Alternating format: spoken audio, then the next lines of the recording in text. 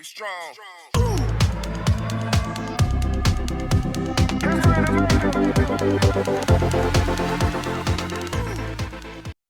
Cinchona, empire, and the cry of a continent, the continent that refused to yield. For centuries, Africa stood beyond the reach of foreign empires, a continent of immense wealth, of ancient kingdoms, of powerful civilizations, of vast rivers, endless forests, and untold natural riches. But Africa possessed something else, a silent guardian, an invisible army, one so deadly that it terrified the world's most ambitious conquerors. Not warriors, not walls, not weapons, disease, malaria. To European explorers, Africa became known as the white man's grave. Expedition after expedition vanished into the continent's interior, soldiers fell, merchants died, dreams of conquest collapsed beneath the fever's relentless grip. Africa had become the one prize Europe could not easily claim, or so it seemed. A tree in the Andes, thousands of miles away, in the mountains of South America, a discovery was quietly changing history. Among the forests of present-day Peru, Bolivia, and Ecuador grew an extraordinary tree. Its name was Cinchona. For generations, indigenous communities had used its bark to treat fever. They could not have known that this humble tree would one day alter the destiny of an entire continent. The bark contained a remarkable substance, quinine, a natural weapon. Against malaria, Jesuit missionaries carried knowledge of the bark across oceans, scientists studied it, physicians praised it, and gradually, quinine became one of the most valuable medicines on earth, a cure, a protection, a key, and soon, a passport into Africa. The gates open, what armies could not achieve, medicine made possible.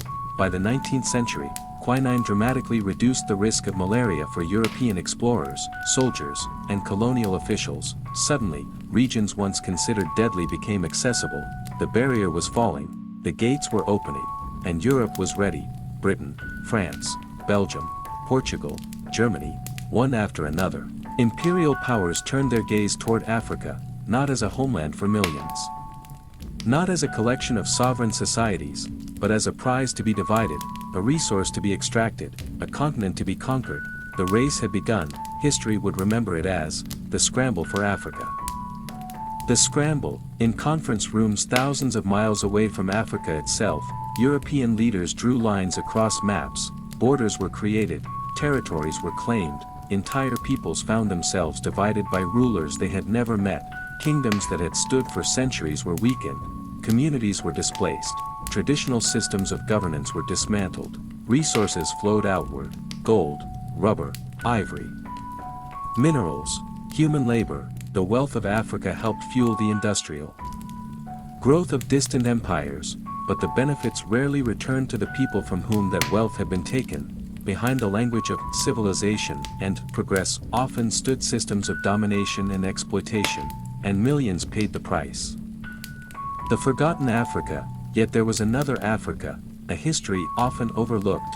Long before colonial conquest, Africa was home to thriving centers of trade, learning, and culture.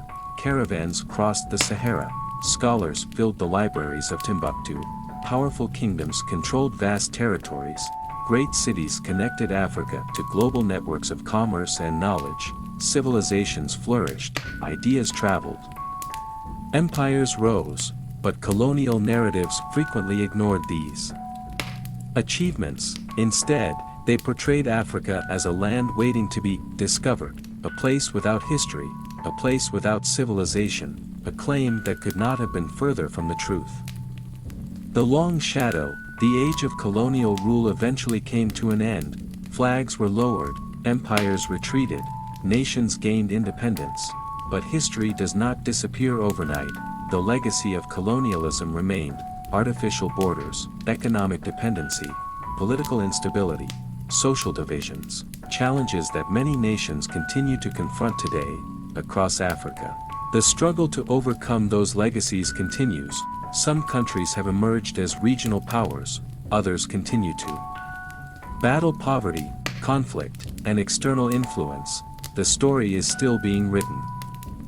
Echoes through history: a tree in the Andes, a medicine against malaria, an empire's opportunity, a continent's ordeal. The story of quinine is more than a medical breakthrough.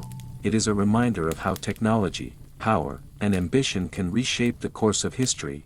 Africa's story is not merely one of suffering, it is a story of resilience, of survival, of endurance against overwhelming odds.